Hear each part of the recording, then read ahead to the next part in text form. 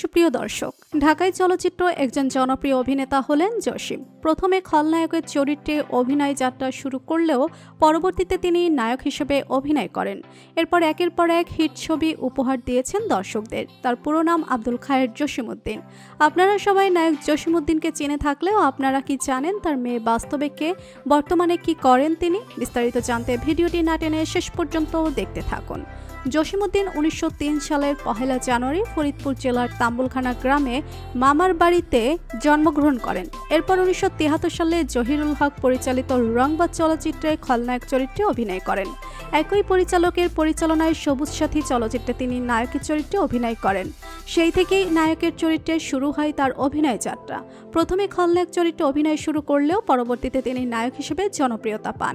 তিনি একমাত্র নায়ক যিনি কিনা নায়িকা শাবানার সঙ্গে ভিন্ন ভিন্ন চরিত্রে অভিনয় করেছেন। একবার প্রেমিক, একবার ভাই রূপে অভিনয় করেছেন তিনি, এবং তার এই দুটি চরিত্র দর্শকেরা খুবই পছন্দ করেছিল। তবে নায়িকা শাবানা ও রোজিনার সঙ্গে তার জুটি সবথেকে বেশি জনপ্রিয়তা অর্জন করেছিল। বিভিন্ন চলচ্চিত্রে তাকে সম্মান বঞ্চিত মানুষের প্রতিনিধি হিসেবে দেখা গেলেও বাস্তব জীবনে তিনি আগে থেকেই ছিলেন সুপার হিরো।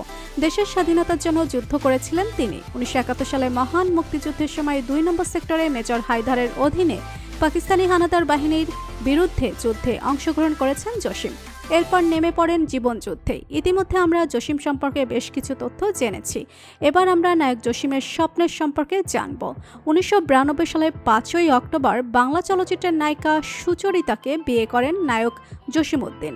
বিয়ের কয়েক বছরের মধ্যে তাদের ঘর আলো করে আসে একটি ফুটফুটে কন্যা সন্তান, যার নাম রাখা হয়েছিল জয়া। জসিমের মৃত্যুর পর মেয়ে জয়াকে বুকে আগলে রেখে বেঁচে আছে মা সুচরিতা। বর্তমানে যারা দেখতে অনেক সুন্দরী হয়েছে, সে দেখতে কোনো অংশে নায়িকার থেকে কম নয়। গেল কয়েক বছরে গুঞ্জন শুনে গিয়েছে খুব শীঘ্রই অভিনয় জগতে আসছে জয়া, কিন্তু শেষ পর্যন্ত তার সত্যতা মেলেনি। তবে জয়া বর্তমানে একটি বেসরকারি স্কুলে পড়াশোনা করছে। বাবার মৃত্যুর পরে কেমন কেটেছে কয়েক বছর, এমন প্রশ্নের জবাবে জয়া বলেন, আমার মা আমাকে কোলে পিঠে করে মানুষ করেছে। আমার মা আমাকে কখনো বাবার অভাব বুঝতে দেয়নি। তবে বাবাকে আমি অনেক মিস করি, কিন্তু এই বিষয়টিকে মেনে না নিলে কোনো উপায় নেই আমার। তো বন্ধুরা, ঢাকাই চলচ্চিত্রের জনপ্রিয়তা অভিনেতা জসিমউদ্দিনকে আপনার কেমন লাগতো জানিয়ে দিন কমেন্ট করে। আর ভিডিওটি ভালো লেগে থাকলে একটি লাইক দিন।